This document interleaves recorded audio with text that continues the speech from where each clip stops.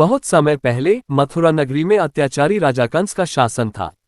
कंस अपनी बहन देवकी से अत्यंत प्रेम करता था। एक दिन जब कंस देवकी की शादी के बाद उन्हें विदा कर रहा था, तभी आकाशवाणी हुई, हे कंस, जिस बहन को तू इतने प्रेम से विदा कर रहा है, उसका 8वां पुत्र ही तेरी मृत्यु का कारण बनेगा। ये सुनते ही कंस का चेहरा भय और क्रोध से लाल हो गया। उसने तुरंत देवकी को मारने के लिए तलवार उठा ली, लेकिन वासुदेव ने हाथ जोड़कर कहा, राजन, आप मेरी पत्नी की जान बख्श दें। मैं वचन देता हूं, जो भी संतान होगी मैं आपको सौंप दूंगा। कंस ने उन्हें नहीं छोड़ा, बल्कि मथुरा की जेल में कैद कर दिया। समय बीतता गया, देवकी ने 6 पुत्रों को जन्म दिया और कंस ने निर्दयता से सबको मार डाला। 7वीं संतान बलराम जी के रूप में रोहिणी के गर्भ में स्थानांतरित कर दी गई। अब समय आया 8वीं संतान के जन्म का। वह रात्रि थी, भाद्रपद मास की अष्टमी, आधी रात का समय। आकाश में बादल गरज रहे थे, बिजली चमक रही थी, चारों ओर घनघोर अंधेरा था। तभी भगवान विष्णु स्वयं देवकी वासुदेव के सामने प्रकट हुए और बोले, मैं स्वयं नारायण हूँ, इस धरती पर अधर्म का नाश करने और धर्म की स्थापना करने आया हूँ।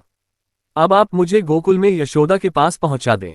क्षण भर में भगवान ने अपना 4 भुजा रूप छोड़ दिया और नन्हे शिशु के रूप में देवकी की गोद में आ गए।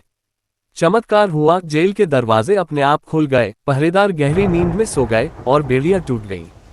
वासुदेव ने नन्हे कान्हा को टोकरी में रखा और अंधेरी बरसाती रात में यमुना नदी पार करने निकले। यमुना का जल उफान पर था, लहरें ऊंची ऊंची उठ रही थीं, लेकिन जैसे ही उसने कान्हा के चरण छुए, जल शांत हो गया।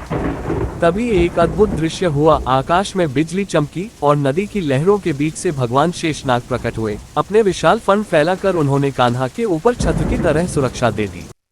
तेज बारिश की एक बूंद भी कान्हा को छू न सके, ये सुनिश्चित करते हुए शेषनाग वासुदेव के साथ साथ गोकुल तक चले। गोकुल पहुंचकर वासुदेव ने शिशु को यशोदा के पास सुला दिया और उनके पास जन्मी कन्या को लेकर वापस मथुरा आ गए। कंस को जैसे ही पता चला कि 8वां बच्चा जन्म ले चुका है, वह दौड़कर आया और उस कन्या को मारने की कोशिश की। लेकिन वह कन्या देवी योगमाया थी, जो उसके हाथ से छूटकर आकाश में प्रकट हुई और बोली, अरे मूर्ख, तेरा विनाश करने वाला तो गोकुल पहुंच चुका है। इसके बाद गोकुल में यशोदा नंद के आंगन में कान्हा का बचपन खिल उठा। कृष्ण भक्ति फैलाए, लाइक, शेयर और सब्सक्राइब करें।